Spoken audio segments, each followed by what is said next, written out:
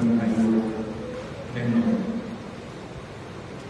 پچھلے 2 خطبے ہمارے وہ سلسلے میں تھے کہ زندگیاں دو ہیں، ایک یہ دنیا کی زندگی اور ایک آخرت کی زندگی،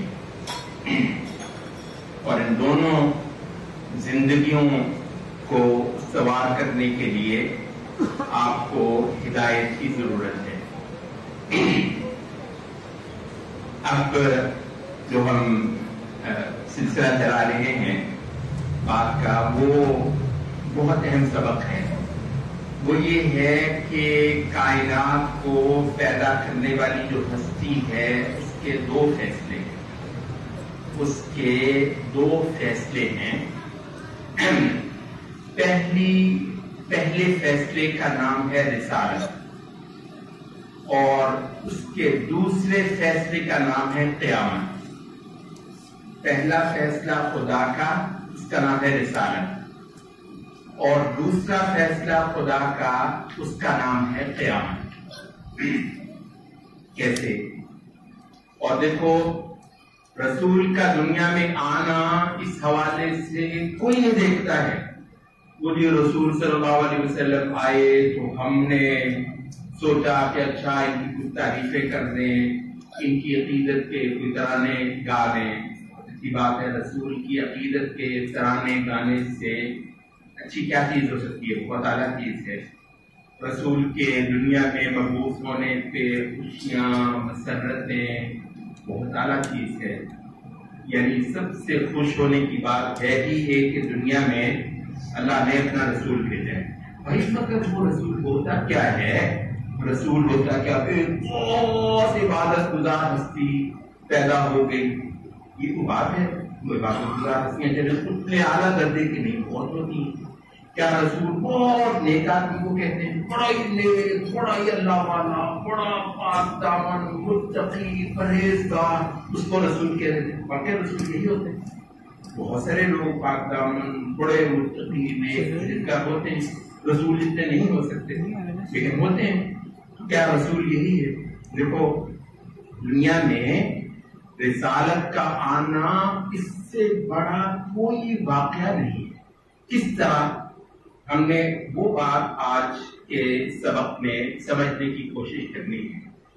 رسول کا جو تعارف ہے وہ رسالت کے دم سے۔ اچھا، تو ہم نے کہا کہ انسانوں کے فیصلے کرنا رب العزت کا کام ہے۔ کوئی ہستی انسانوں کے فیصلے نہیں چکا سکتی۔ انسانوں کے فیصلے صرف ان کو پیدا کرنے والا چکا سکتا ہے۔ اچھا، اس نے یہ فیصلے 2 سطحوں پہ کیے۔ ایک سطح کو ہم رسالت کہتے ہیں اور دوسری سطح کو ہم قیامت کہتے ہیں۔ اس کی میں تھوڑی سی وضاحت کر دیتا ہوں۔ 2 آیتیں ہیں، ایک سورۃ البقرہ میں ہے اور ایک سورۃ یونس میں ہے۔ دونوں کا مضمون مل کر ایک پوری بات کو کھولتا ہے۔ سورۃ یونس میں جو ہے کہ کان الناس امۃ واحدۃ فاختلفوا، کہ سب انسان ایک ہی ملت تھے، ایک ہی قوم تھے، ایک ہی جماعت تھے، پھر وہ اختلاف کرنے لگے۔ ان میں اختلاف پیدا ہو گیا، کوئی اس طرف کو، کوئی اس طرف کو، کوئی اس سے کی عبادت کرنے لگ گیا، کوئی اس مورتی کو، کوئی اس دیوی کی منتا کرنے لگ گیا، کوئی اس سے مانگنے لگ گیا، کوئی اس سے اس کے طریقے پر، اس کی ہدایت پر چلنے لگ گیا۔ لوگوں کے الگ الگ راستے ہوئے۔ کان الناس امۃ واحدۃ فاختلفوا، سب لوگ ایک جماعت تھے، سارے کے سارے انسان، پھر ان میں اختلاف پڑ گئے۔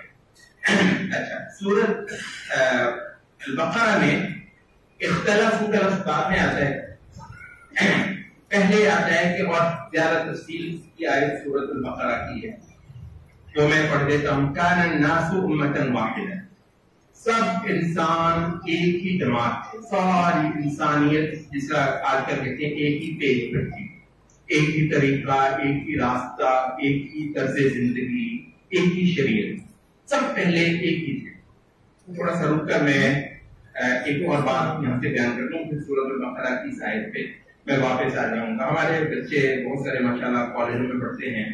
میری اینتھروپولوجی وہ جو ہے نا وہ بھی بتاتی ہے کہ انسان اس زمین پر کیسے اپنی ترقی شروع کرنے میں کامیاب ہو. انسان کہاں سے چلا؟ اچھا انسان کہاں سے چلا یہ بات بھی ایک تو اللہ کی کتابیں بتاتی کہ انسان کہاں سے چلا اور کیسے چلا.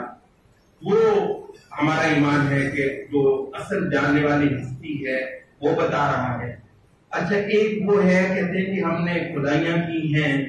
یہ آرکیولوجی جو ہوتی ہے نا یہ کھدائیاں کرنے والا علم ہوتا ہے. وہ جو زمین میں دفن اونچی پڑی ہوئی تہذیب میں ان کو کھود کھود کر ان کے ٹریسز نکال نکال کر اس سے کچھ کہانیاں اخذ کی. کچھ یہ اچھا یہ یوں ہوتا تھا یہ ہوتا تھا اور اس کے نتیجے میں پھر وہ اس کے ساتھ ساتھ پھر تاریخ پڑھی اور انسانی ترقی کا کتنا تھا علم ہمیں مل سکو لے کر. اور اصل میں پیچھے محرک الہاد ہے. اس میں جو اصل کرنے والا ہے وہ خدا کو اس جہان سے چھٹی کروا دینے کا پورا ایک مشن رکھتا ہے. یہ اس کو ہم کسی اور مقام پہ بیان کرتے ہیں. دیہات میں ہماری خطبے ہیں اس وجہ سے انہوں میں زیادہ جاتے نہیں ہیں تاکہ لوگوں کے لیے بوریت کا باعث نہ ہو. تو ہم کہتے ہیں کہ یہ پوری ایک تحریک تھی الحاد کی جس کو اینتھروپولوجی کہتے ہیں. اصل میں وہ الحاد کی ایک تحریک ہے جو تاریخ کو بیان کرتی ہے. تاریخ کو بیان کرتا ہے ایک انبیاء کو ماننے والا اور تاریخ کو بیان کرتا ہے ایک انبیاء کا منکر. ٹھیک ہے. تو وہ جو ہے وہ کہتے ہیں کہ جی شروع میں انسان کو تو سبحان اللہ انسان کی پتہ تاریخ کس طرح شروع کرتے ہیں. کہتے ہیں انسان پہلے بندر ہوتا تھا. پہلے بھی وہ پتہ نہیں کیا یہ ایک سیل کی کوئی شے ہوتی تھی پھر وہ بڑھتی گئی ارتقاء ہوتا گیا. وہ ڈارونس جو تھیوری ہے. اچھا ہوتے ہوتے پودے بنے پودوں سے پھر وہ جانور بڑھنے لگے بندر بنمانس سور. پھر ان سے پیدا ہوتے ہوتے ہوتے ہوتے اعلیٰ سے اعلیٰ پھر انسان کا بن گیا. تو یہ جسمانی ترقی. اور اس سے پہلے کہتے ہیں یہ جو ہے نا انسان جو ہے نہ ماں کا فرق کرتا تھا استغفر اللہ نہ بیوی کا نہ بیٹی کا نہ بہن کا. ڈنگر ہوتے تھے. ہم ڈنگر ہوتے تھے. بندروں کے اولاد ہیں ڈنگر تھے ہم. اور بالکل جیسے ڈنگر رہتے ہیں یہ جو بکرا ہوتا ہے یہ جو سنڈا ہوتا ہے اس کو کیا کہ یہ جو ہے نا اس کی ماں ہے یا اس کی کیا ہے. تو وہ کہتے ہیں اس کی جیسے انسان جو ہے اس طرح کا ایک ڈنگر تھا. تھوڑا آہستہ آہستہ انہوں نے جو ہے نا وہ قوانین بنائے ضابطے بنائے ڈیولپ سوسائٹیز بنا لی. پھر وہ تھانے بن گئے کچہریاں بن گئیں عدالتیں ہو گئیں بلڈنگیں اونچی ہو گئیں سٹی پلاننگ ہو گئی. تو جناب یہ جو ہے نا ترقی. تو انسان جو ہے نا ڈنگر سے انسان بنا. ٹھیک ہے. ہر لحاظ سے جسمانی طور پر بھی تہذیبی طور پر بھی ثقافتی طور پر بھی قانونی طور پر بھی اس سے بالکل مختلف قرآن ہمیں بتاتے ہیں جس پر ہمارا ایمان.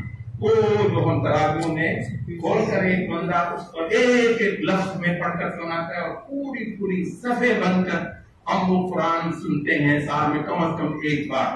اور پوری دنیا میں قرآن کا ورد ہوتا ہے.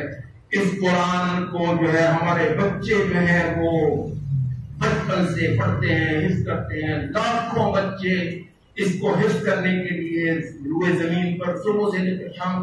وہ قرآن جو ہے ہدایت کا اصل خزانہ وہ ہمیں جو بتاتا ہے وہ کیا ہے بلا کارن. وہ اب میں واپس آ جاتا ہوں. وہ تو کہتا ہے کہ یہ ڈنگر سے انسان بنا. اللہ کہتا ہے کان الناس امۃ واحدہ. شروع میں جب انسان اس دنیا پہ آیا تو سارے کے سارے ایک ہی جماعت ہوتے تھے. کس طرح اس کی تفسیر عبداللہ ابن عباس رضی اللہ عنہ نے کی ایک حدیث میں اس آیت کے تحت فرمایا کہ سب آدم علیہ السلام جو ہے وہ موحد تھے اور توحید تہذیب ہی توحید ہے اور توحید ہی تہذیب. آدم علیہ السلام سارے جو تہذیب ہے نا شریعت تہذیب ثقافت اعلیٰ ترین آسمانی تہذیب اس پر تھے.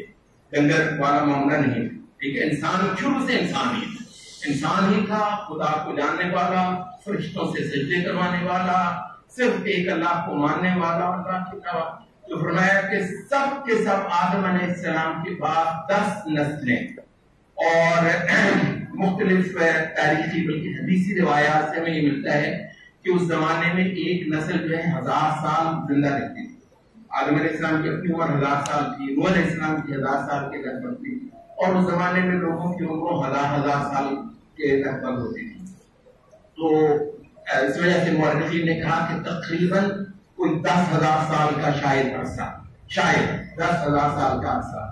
فرمایا کہ 10 نسلیں آدم سے لے کر نوح علیہ السلام کے زمانے تک، 10 نسلیں سب کی سب آدم علیہ السلام والے دین پر اور آپ کی شریعت پر تھی، ایک اللہ کی عبادت کرنے والی اور اللہ کے علاوہ کسی کی عبادت کی روادار نہ ہونے والی.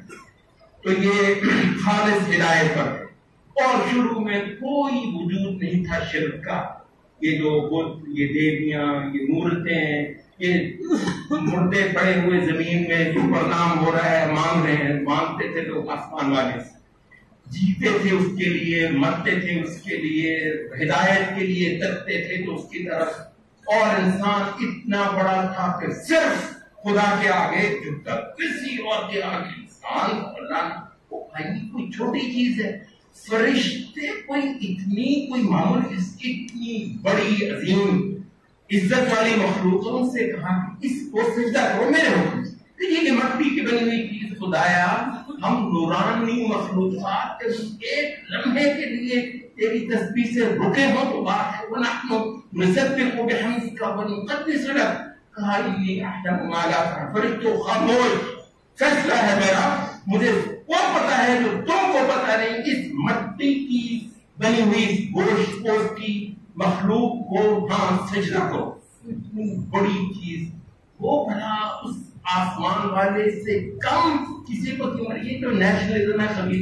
لیکن دھرتی پہ مرنا، وہ دھرتی خدا نے میرے لیے پیدا کی ہے، میں اس کو رونتا ہوں روزانہ، یہ میری خدمت گار ہے.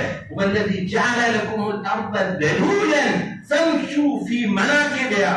اس نے زمین کو تمہارے لیے ایک ذلیل مخلوق، ذلولاً ذلت سے ہے، زمین کو تمہارے لیے بالکل پست بنا دیا ہے. جس کو انگریزی میں کہنا سبجیکٹ، ماتحت کر دیا. زمین کے سب وسائل، زمین کی سب قوتیں، زمین کے سب خزانے تیری نوکری کرنے کے لیے. جعل لکم الارض ذلولا فامشوا فی مناکبها.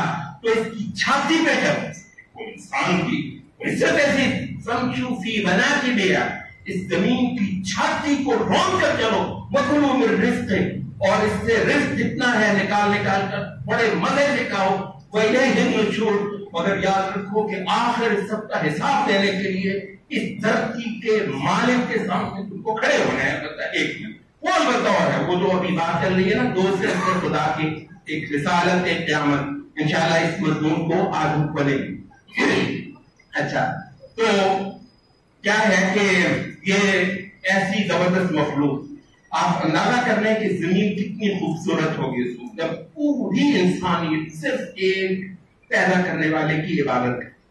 نہ کوئی شرک، نہ کوئی کفر، نہ کوئی الحاد، نہ کوئی باپ دادا. وہ جی باپ دادا کہتے ہیں جی، وہ جی رسم ہوتے ہیں جی، رواج ہوتے ہیں.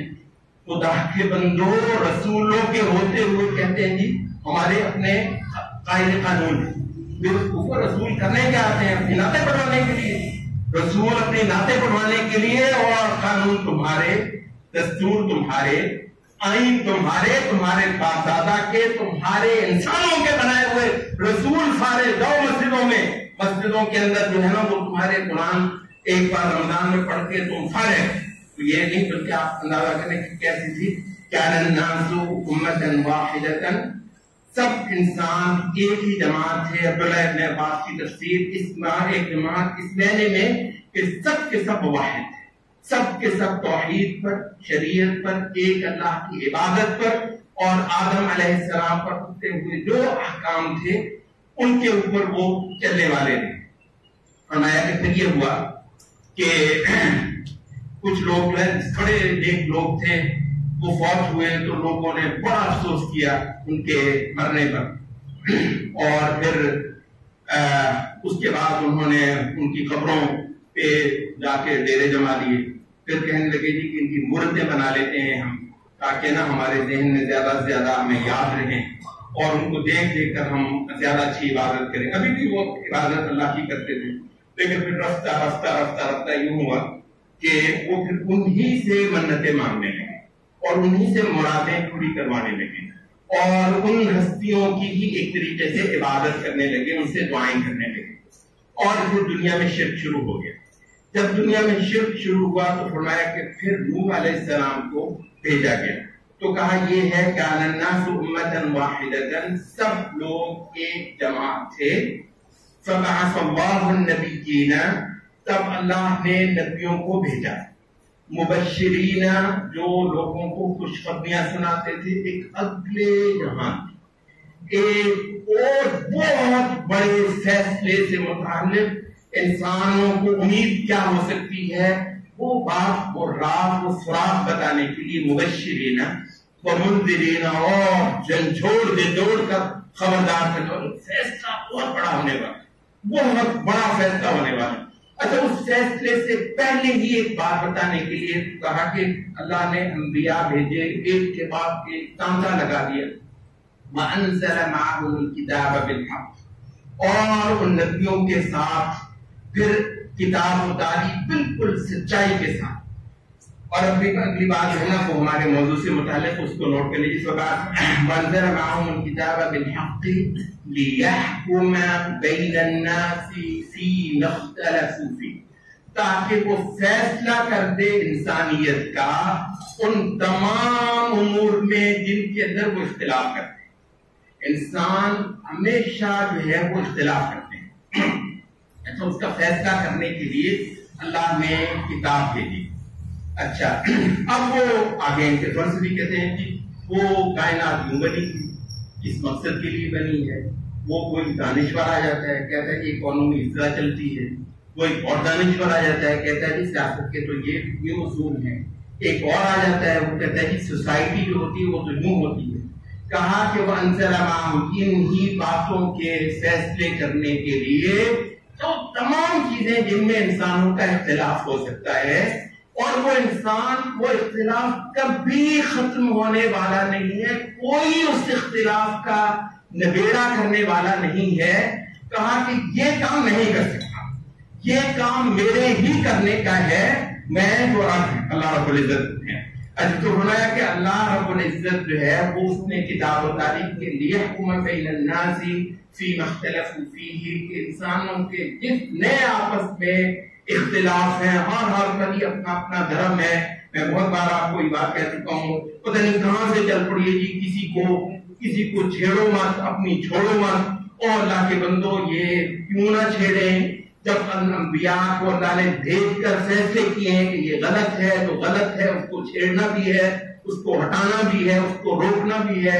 اگر وہ لوگوں کو ناپسند ہے تو رسولوں نے یہی کام کیا ہے، اور رسولوں کے ماننے والوں نے بھی یہی کام کرنا ہے۔ لوگوں کو کتنا ہی برا لگے، باطل باطل ہے، شرک شرک ہے، غلط غلط ہے، الحاد الحاد ہے، جھوٹ جھوٹ ہے، حق حق ہے، کیوں نہ چھیڑو، جبکہ انبیاء آئے ہی اس لیے ہیں۔ انبیاء اپنی اللہ کر کے نہیں کہہ جانے والے ہوتے تھے۔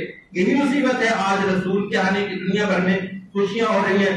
رسول نے جو دنیا میں باطل کو ختم کیا تھا وہ کون بیان کرتا ہے؟ رسول نے جو حق کو کھڑا کر دیا تھا اس جہان کے اندر، رسول تو وہ ہوتا ہے جو دنیا میں حق کو کھڑا کر کے جاتا ہے، باطل کو مٹا کے جاتا ہے۔ وَقُلْ جَاءَ الْحَقُّ، اس رسالت کے آنے کے ساتھ کیا ہوا ہے؟ حق آ گیا ہے، وَزَهَقَ الْبَاطِلُ، اور باطل بالکل ختم ہو کر رہ گیا ہے، چلا گیا ہے۔ إِنَّ الْبَاطِلَ كَانَ زَهُوقًا، باطل جو ہے ہی ایسا کہ رسالتوں کے آنے کے آگے باطل ٹھہرنے والی چیز نہیں ہے۔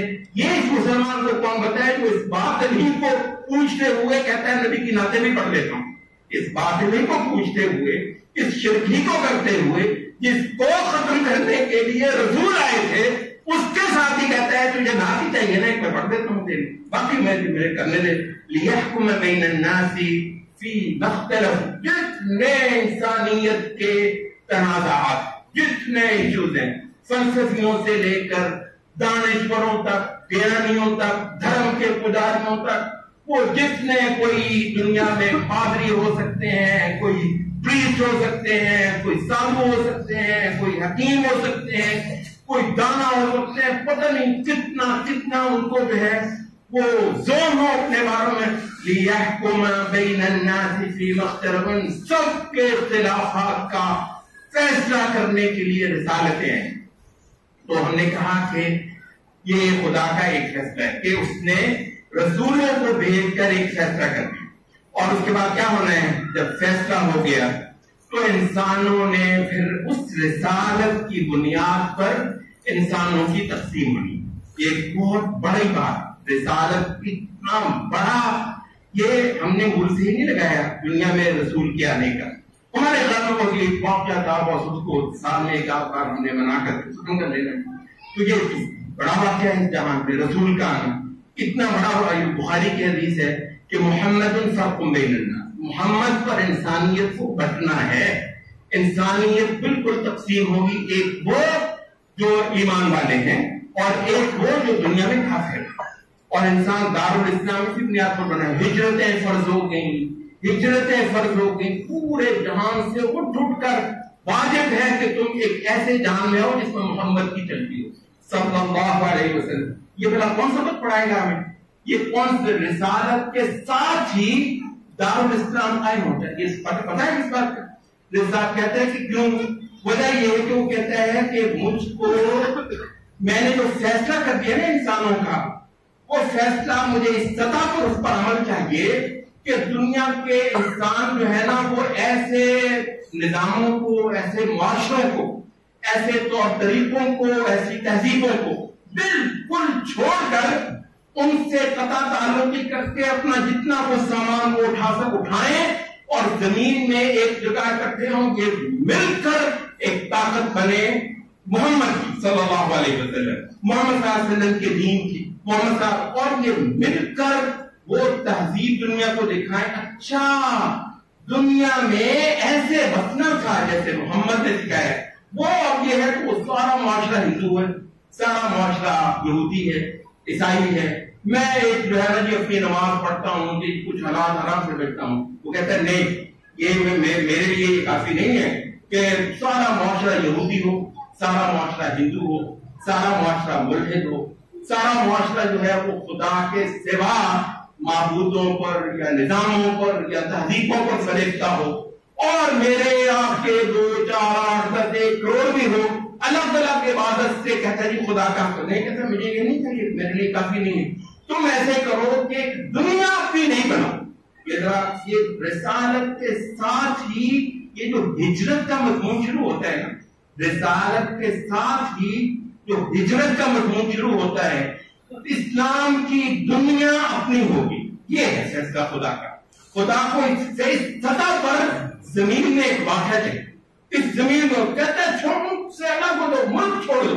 اچھا جی ملک چھوڑ دیں؟ کہتا ہے ہاں اگر محمد کو مانتے ہو، محمد پر ایمان کا مطلب یہ ہے جی میں نہ تو وہ وہاں پر اتنے مربع ہیں. کہتا ہے مربع قربان اس نبی پر، اس رسالت پر. یہ جو قرآن، یہ جو ہم تراویح میں بھگتاتے ہیں نا رمضان میں، یہ ہے وہ قرآن. وہ صحابہ نے پڑھا، جان نکل گئی. صحابہ نے پڑھا، آنکھیں کھل گئی. کیا ہے؟ کہتا ہاں ابا سے پیاری کوئی چیز ہے. کہتا ہے ابا قربان اس دین پہ، ابا قربان اس معبود پہ، ابا قربان اس نبی پر، اس ہدایت پر. ابا کیا ہوتا ہے؟ بولی اماں بہت پیاری ہوگی مگر یہ خدا، یہ نبی، یہ دین، یہ اسلام بالکل پیچھے. اماں پیچھے چلی گئی. اچھا جی میرے تو جی مربع زمینیں جائیدادیں، قل ان کان آباؤکم، یہ ہم قرآن میں پڑھتے ہیں بھائیو. یہ وہ بھی آپ کو تراویح پڑھائے گا، اس آیت کو پڑھے بغیر، آپ کو سنائے بغیر نہیں گزرے گا. قل ان کان آباؤکم، صاف کہہ دو ان کو، تمہارے جو جتنے بھی آبا ہیں. عرب یہ ہم اس کو شاید سمجھ بھی نہ سکتے. عرب مرتے تھے اپنے آبا پہ، اپنے اتنا بڑا بڑا فخر کرتے تھے نا اپنے آبا کا. ہمیں سے تو کسی کو اپنا نسب جو ہے نا 3 4 کچھ تک یاد بھی نہیں ہوگا. سب عربوں کو اپنے نسب جو ہے نا پچھلی 20 پشتوں تک حفظ ہوتے، فخر کرتے تھے. آبا سب کچھ ان کا آبا تھا، جان دیتے تھے. قل ان کان آباؤکم، صاف کہہ دو تمہارے بڑے باپ دادا، وابناؤکم، اور تمہاری اولادیں، واخوانکم، اور تمہارے بھائی بہن، وازواجکم، اور تمہاری بیویاں. قل ان کان آباؤکم وابناؤکم وازواجکم अमवालुन इख्तरफ्तुमूहा, और वो जो माल तुम्हारे होते हैं, इतनी जायदादें तुमने बना रखी होंगी, वो मसाकिन तरदौनहा, और तुम्हारे जो इतने बड़े बड़े मोहल्ला, बड़े बड़े घर जो हैं, आप जरा देखिए सारा कुछ तो हमारा यही है। कहता है ये बहुत बड़ी चीज है, मगर इससे बड़ी चीज मैंने तुमको दी है। वो मसाकिन तरदौनहा, इतने प्यारे प्यारे आरामदेह घर जो है तुम्हारे, अहब्बा इलैकुम मिनल्लाहि व रसूलिही व जिहादिन फी सबीलिही, तुम्हें अगर ये अजीज है ज्यादा अल्लाह से और उसके रसूल से और उसके रास्ते में जिहाद से, उसके रास्ते में जान लड़ाने से, फतरब्बसू हत्ता यअती अल्लाह, तो फिर तुम भी इंतजार करना उस बड़े फैसले के कि जो अल्लाह ने इसके बाद करना है। तो मतलब ये है कि फिर अल्लाह तुमको अदाब दे। तो अभी इससे वही इतना बड़ा है ये आज का ये सबक है ना, आज पूरा माशाल्लाह मुल्क इस नबी पे जो है ना वो अपनी जान बांध रहा है, और बड़ा खुशी की बात, पूरे लोग माशाल्लाह गई दूसरी उम्मत भी इस नबी की खुशियां मनाए। मगर ये नबी है कितना बड़ा, और नबी लेकर क्या है, ये कभी सोचा है नबी लेकर क्या है, इस जहान को बदल देने का प्रोग्राम सोचा है कभी? मैं नहीं बदल सका, मैं वो कहता है मैं पूरे जहान को बदलना है और तुमने मेरे साथ खड़े होना है। तो ये है कि रिसालत के साथ ही एक बिल्कुल नई दुनिया बनाई मोहम्मद सल्लल्लाहु अलैहि वसल्लम। आपको याद होगा हमने शायद एक से ज्यादा बार वो वाकया बयान किया कि हजरत उमर के जमाने में हजरत अबू मूसा गवर्नर होते थे इराक के। अच्छा, वो कई साल गुजर के हजरत उमर की तरफ से दारे खिलाफत से मुरासले जाया करते थे हुक्मनामे इराक के गवर्नर अबू मूसा अशरी को। अच्छा, उधर से भी जवाब आते थे, वो आपको पता है सरकारी खतो किताबत महकूमों की होती है। उन्होंने कहा अबू मूसा अशरी रज़ियल्लाहु अन्हु ने एक बार लिखा हजरत उमर को कि बात ये है कि आपकी तरफ से भी बहुत से हुक्मनामे हमें आते हैं लिखे हुए, हमारी तरफ से भी जाते हैं। जब वो पुराना सारा रिकॉर्ड खोलते याद भी नहीं होता ये किस साल का है, ये किस साल का है। तो कोई ऐसे हो जाए जैसे कि दूसरी कौमों के कैलेंडर चलते हैं, हमारा भी कोई कैलेंडर हो और हमें ये पता हो कि कौन सा साल है, ये कौन सा सन है, वो बाकी तो फिर सारा कुछ ही मिक्स हो जाता है।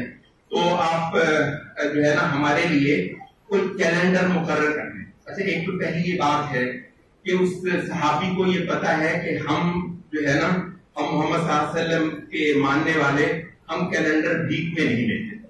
ये तो जब हम मफ्तूह हुए जनवरी फरवरी तो उस वक्त हमें दिन चलाने लगे हैं ना, हम कब वाकिफ थे? ये तो हम मफ्तूह हुए हैं तो हमें अब जनवरी फरवरी के अलावा हमें कुछ याद ही नहीं। ये सहाबी है, इनको पता है दीन इतना बड़ा, दीन की तो हर शय खुदा ने देनी है, रसूल ने देनी है, हर शय दीन खुदा ने देनी है, रसूल ने देनी है, और उसके दिए हुए इल्म की बुनियाद पर अहले इल्म ने देनी है। अच्छा, तो उसको ये वरना लोग बैठे होकर रहते दुनिया में कैलेंडर चला ही लेते थे, वो भी चलाने लगते नहीं, कहते ये तो हमारा अपना। ऐसे ये सहाबी को पता है ये हमारा अपना होगा, हम किसी के डिपेंडेंट नहीं, हम किसी के जो है ना वो देनेवार नहीं। अच्छा, हज़रत उमर ने सहाबा को इकट्ठा किया मदीने में, बड़े बड़े उलमा मदीने में ही थे, तो मशवरे आए कई सारे। उसमें एक बड़ा मशवरा ये भी था कि जी हम अपना कैलेंडर जो है वो शुरू करें रसूलुल्लाह सल्लल्लाहु अलैहि वसल्लम के सन पैदाइश, आप जिस साल पैदा हुए। जैसे ईसाइयों का आपको पता है वो कहते हैं कि ईसा अलैहिस्सलाम जो पैदा हुए, गलत कहानी है भी वो खुदा और है भी वो पैदा हुआ, उसकी यौम पैदाइश भी है और वो खुदा भी है, चले वो तो कहानी अलग है। तो हम जैसे ईसाइयों ने ईसा अलैहिस्सलाम के सन विलादत को अपने कैलेंडर का रेफरेंस बनाया, तो इस तरीके से हम भी अपने नबी के यौम मीलाद को अपने इस्लामी कैलेंडर का रेफरेंस बनाए। है नबी तो हमारा नबी है और नबी से बढ़कर तो हमारे लिए कुछ नहीं है। अच्छा, नहीं, ये नहीं, बल्कि ये है कि ठीक है नबी सल्लल्लाहु अलैहि वसल्लम पैदा हुए हैं, दुनिया में तशरीफ लाए, लेकिन असल में तो ये है ना कि जिससे नबी सल्लल्लाहु अलैहि वसल्लम को नबूवत मिली वो आसमान की वो रोशनी इस जहान में आई मोहम्मद सल्लल्लाहु अलैहि वसल्लम के जरिए से, नबूवत इसका नाम है। तो हम ऐसे करते हैं कि उसको रेफरेंस जो नबूवत का साल है उसको हम बुनियाद बना लेते हैं, वहां से अपना कैलेंडर शुरू कर लेते हैं, सन पुराण। अच्छा, तीसरी जो तजवीज थी वो ये थी कि नबी सल्लल्लाहु अलैहि वसल्लम ने जब हिजरत की اس کو ہم بنا لیتے ہیں ریفرنس. اور چوتھی چیز یہ تھی کہ جب نبی صلی اللہ علیہ وسلم کی وفات ہوئی ہے 4 چیزیں حضرت عمر نے رائے بھی لی. آخر جو فیصلہ کیا کہنے لگے کہ ہجرت وہ ہے جب رسول اللہ کے جھنڈے دنیا میں رہ گئے. رسول اللہ کے اس نبوت کے بھائیوں اس دین کے اس کو ہم تراویح میں بھگتانے والے ہیں اور اس کے علاوہ کچھ نہیں ہے. بچے نے ناظرہ پڑھ لیا, قرآن کا حق ادا کر دیا, اب پوری اس کی زندگی میں قرآن کہاں ملنا ہے, قرآن کہاں ہے. آپ ذرا بیٹھے ہیں جتنے ماشاءاللہ یہ سارے وہ لوگ ہیں پوری ہستی سے انشاءاللہ افضل ہی ہوں گے, کیونکہ بہت سارے لوگ آج میں بھی نہیں پڑھنے آئے, بہت سارے لوگ ابھی بھی باہر پھر رہے ہیں. بہت مبارک ہیں یہ سارے چہرے جو اپنے کام دھندے چھوڑ کر 1 گھنٹے کے لیے خدا کے گھر میں جمعہ پڑھنے آئے ہیں. اب بہت عام ہے بھائیوں بہنیں جو سن رہی ہیں میری, مگر قرآن کہاں ہے آپ کی زندگیوں میں؟ قرآن ہے کہاں؟ ناظرہ پڑھ لیا, حتیٰ کہ بڑا کی بارہ کسی نے حفظ بھی کر لیا تو کر لیا یار ایک بار. اب کہاں ہے قرآن؟ قرآن کا کام ہے کیا ہماری زندگیوں میں؟ یہ جو نسخہ آیا تھا اس گری ہوئی پست قوم کو اٹھا کر ترقی کے ساتھ میں آسمان پر پہنچا کر امن دکھا دینے والی صدیوں راج کیا ہم نے اس جہان کے اندر. کوئی قوم ہمارے سامنے گھانسی تک نہیں تھی. یہ تھا قرآن کا معجزہ. قرآن کا معجزہ بھائیوں تورات انجیل کہاں وہ معجزہ کر کے دیکھا. صدیوں تک یہ قوم یہ امت بڑے اعظموں پہ راج کرتی رہی ہے, کوئی اس کے مقابلے کا تھا ہی نہیں. تو یہ قرآن جو ہے وہ اب ہماری زندگیوں میں کہیں نہیں ملتا ہے. میں نے وہی کہا بہت بڑی بات ہے جی. ناظرہ پڑھا وہ بچپن میں 8 سال کی عمر تھی, 10 سال کی عمر تھی, 12 سال کی عمر تھی. ناظرہ ختم ہوا, پھر قرآن کہاں ہے زندگیوں میں؟ حفظ کر لیا, بڑا کیے مار دیا, ساری زندگی حافظ صاحب کو کہلاتے رہے. حفظ کر لیا تو آپ حافظ صاحب تو آپ پکے ہیں, مگر ویسے قرآن ہے کہاں؟ ملتا ہے کہیں؟ ملتا ہے کہیں سوچوں میں, خیالات کے اندر, افکار کے اندر, ارادوں کے اندر, منصوبوں کے اندر, ترجیحات کے اندر, زندگیوں کے اندر, رشتوں کے اندر ہے کہاں؟ ڈھونڈو تو ذرا اس قرآن کو. صرف اس الماری میں ملے, وہ جو الماری بند رہتی, وہ الماری بند رہتی ہے, کھل جائے گی کبھی رمضان میں اور اس کے بعد وہ پورا سال کے لیے بند ہو جائے گی. تو بھائیو یہ جو آسمان کا لشکارہ ہوا ہے نا, آسمان کی یہ ریویلیشن, وہی کو انگریزی میں بہت خوبصورت لفظ بولتے ریویلیشن, آسمان کا لشکارہ. آسمان نے روشن کر دی زمین, کا نام نبوت. تو خدا کا ایک بہت بڑا فیصلہ پوری زمین کی کایا پلٹ دینی ہے, اس کا نام ہے رسالت. اس درجے کا فیصلہ خدا بہت بار کر چکا ہے اس زمین کو. جو کوئی چھوٹا آپ تصور کریں, فیصلہ یہ تھوڑی ہے کہ وہ نبی بھیج دیا, کچھ نے مان لیا, کچھ نے نہیں مانا. نہیں کہتے ایسے کیسے چھوڑوں گا, ایسے نہیں میں چھوڑنے والا. کیسے جی؟ ہاں یہ ہے کہ یہ نبی آئے گا, رسول خاص طور پر. انبیاء تو بہت ہوئے ہیں, ان میں سے پھر کچھ لوگ, کچھ ہستیاں رسول ہوئی ہیں, ان کی کہانی آپ کو سنا رہے ہیں. اس وجہ سے شروع سے بھی ہم نے رسالت کی بات کی. اچھا تو کیسے یہ رسالت رسول آئے گا جی, کچھ لوگوں نے مان لیا, کچھ لوگوں نے چھوڑ دیا. نہیں کہتا ہے ایسے میں تھوڑی چھوڑنے والا ہوں, کچھ نے مان لیا, جس کی مرضی مان لے, جس کی ایسے نہیں چھوڑنے والا. اچھا کیا ہوگا؟ کہتا ہے کہ کچھ لوگ مانیں گے, کچھ لوگ اس کے منکر ہوں گے, ان کو میں وقت دوں گا. بعض نبیوں کی زندگی میں نوح علیہ السلام کی قوم کو 950 سال کی مہلت لے لو. ادھر 950 سال تک تڑیاں لگاتے رہے, لیا کر لے لو, کرنا ہے کر لے لو, ہمارا کرنا ہے. کہتے ہیں ٹھیک ہے وہ دیکھ لیں گے. اچھا بعد میں ظاہر ہے انسانوں کی زندگیاں چھوٹی چھوٹی ہو گئی, تو کسی کو 10 سال, کسی کو 20 سال, کسی کو 50 سال قوم کو دیے. آخر کہتا ہے کہ جنہوں نے نہیں مانا ان کو صفحہ ہستی سے مٹا کر دنیا کو دکھاؤں گا, نسلیں ذکر کریں گی یہاں کوئی مائی کا لال آیا تھا, اس کا نام رسول ہو. یہاں کوئی آیا تھا, کوئی ہستی آئی تھی آسمان سے جنت دے کر. یہی تو ہم نے کہا کہ جھوٹے نبی کو جس نے نہیں مانا اس کا کچھ بگڑا ہی نہیں. جس نے سچے نبی کو نہیں مانا, ذرا دیکھو تو صحیح, پڑھو تو صحیح تاریخ, ان کے ساتھ ہوا کیا ہے. وہ دیکھو فرعون, ٹھیک ہے جی, وہ دیکھو وہ قوم جو ہے وہ عاد کی, وہ سمود کی, وہ مدین کی, وہ قومیں کیسے. اور باقاعدہ لم یأتکم نبأ الذین من قبلکم قوم نوح وعاد وثمود والذین من بعدہم. تو یہ ایک وہ ایسے کہتا ہے, آسمان جب فیصلہ کرتا ہے تو مذاق تھوڑی ہوتا ہے. آسمان فیصلہ کرتا ہے، دنیا دیکھتی ہے، رسول آئے گا، کچھ خوش قسمت اس کو مان لیں گے، وہ نجات پائیں گے، اور پھر جو منکرین ہیں ان کو ایسا تباہ و برباد کیا جائے گا کہ نسلوں تک لوگ سبق پکڑیں گے کہ قوم جو ہے تباہ و برباد کر دے گی تھی۔ یہ ہے خدا کا فیصلہ بھائیو، جس کا نام ہے رسالت۔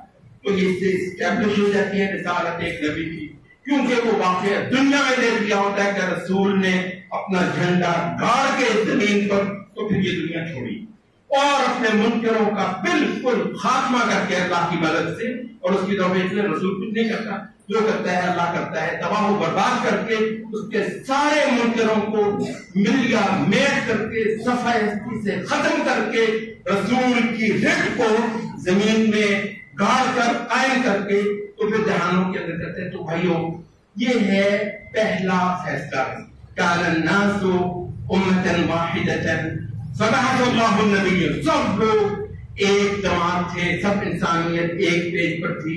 تب جو ہے وہ سورۃ یونس میں اختلاف میں پڑے، تب اللہ نے انبیاء بھیجے، بشارتیں دینے والے، ڈراوے دینے والے، اعلان کرنے والے، خبردار کرنے والے، وَأَنزَلَ مَعَهُمُ الْكِتَابَ بِالْحَقِّ، اور سچائی کے ساتھ واضح بین روشن ایک کتاب اتاری، دستور، اور کتاب کا مطلب دستور، جی کتاب کا مطلب آئین، کتاب کا مطلب شریعت، کتاب کا مطلب قانون، کتاب کا کتب علیکم۔ یہ ایسے نہ کہیں کہ میں کو مبالغہ نہیں کر رہا ہوں، بخدا مبالغہ نہیں کر رہا ہوں، میں آپ کو صحیح کہہ رہا ہوں، کتاب کے مطلبوں میں سے باقاعدہ ایک مطلب آئین ہے۔ یہ سمجھ لیجئے اس دور میں ہمارا آئین ہوتا ہے، ظالموں تمہارا کہاں آئین ہوتا ہے؟ آئین ہمارا ہوتا ہے آسمان والوں سے۔ وہ بدکار یورپ ان کے پاس تو کتاب ہے ہی نہیں، وہ بنائیں گے اپنا آئین خود۔ ہمارا آئین محمد لے کر آئے گا صلی اللہ علیہ وسلم، اور ہم اس جہان میں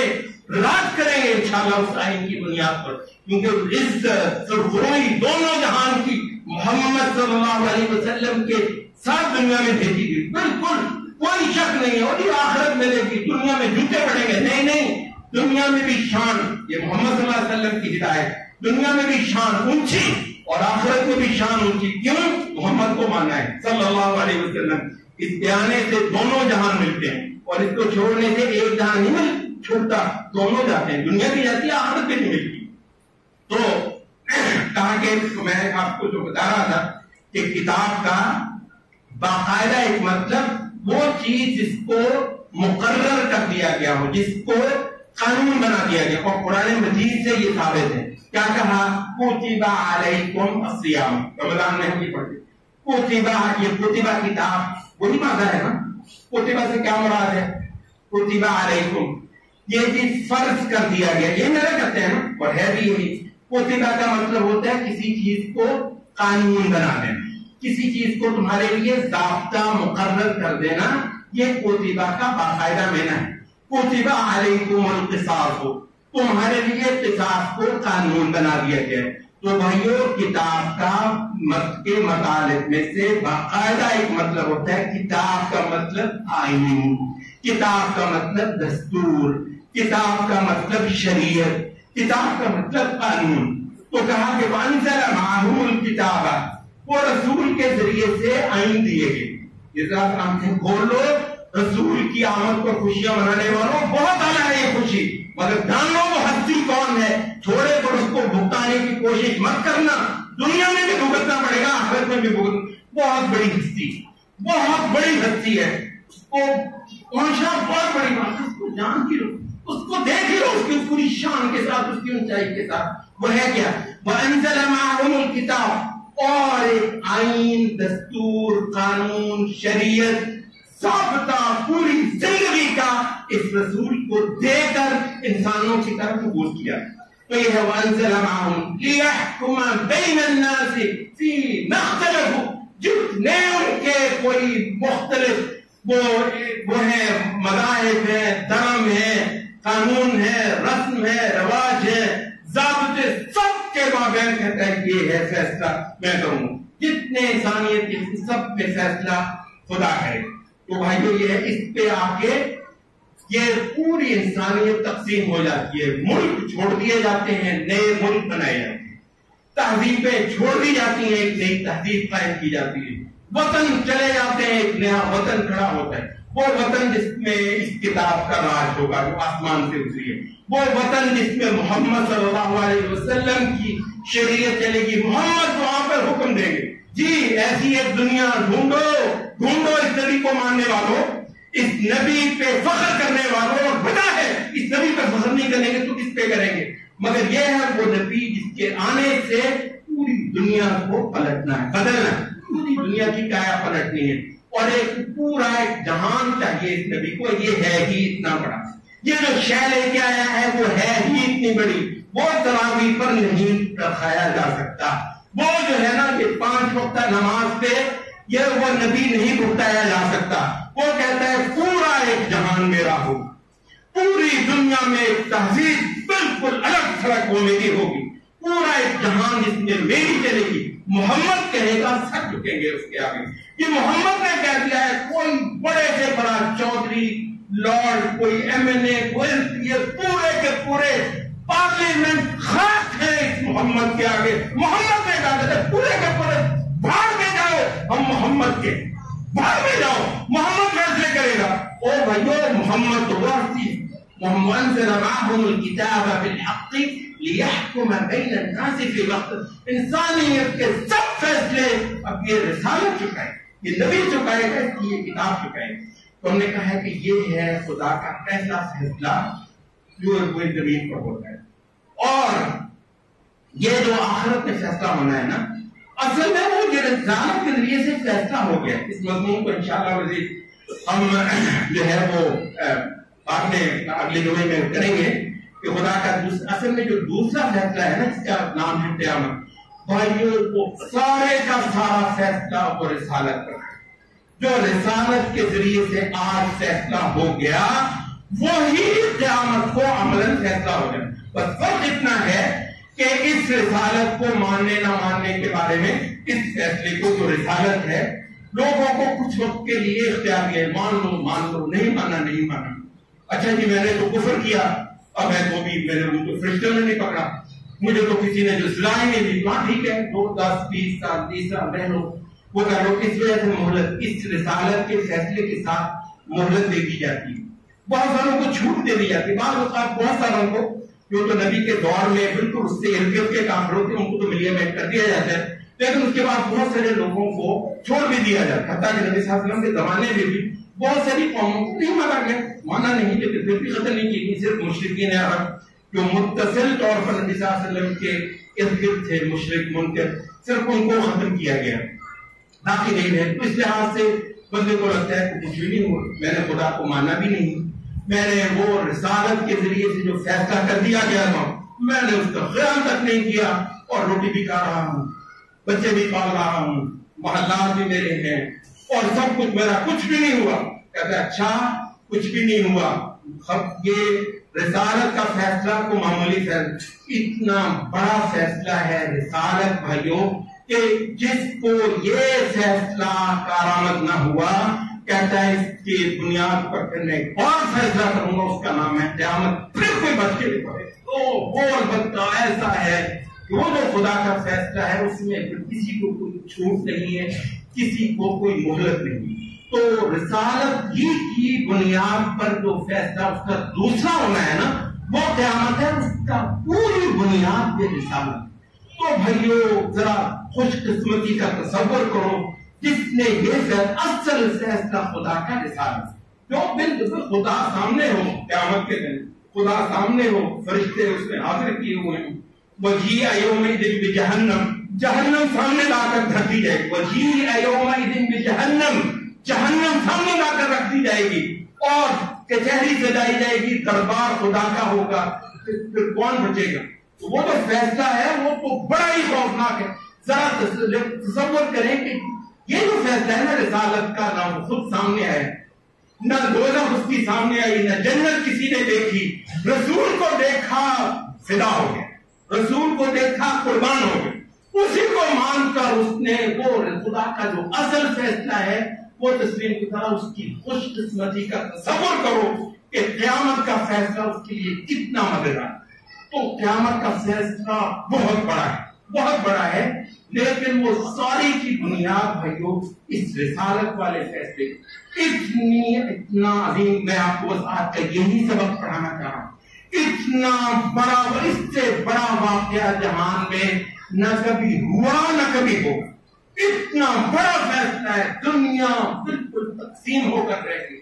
جنت دوزخ کی پوری تقسیم رسالت نے ڈالی. قیامت تو اس کی صرف جو ہے نا وہ ایگزیکیوشن ہوگی. قیامت تو اس پر عمل درآمد ہے. فیصلہ یہ اتنا بڑا ہو گیا.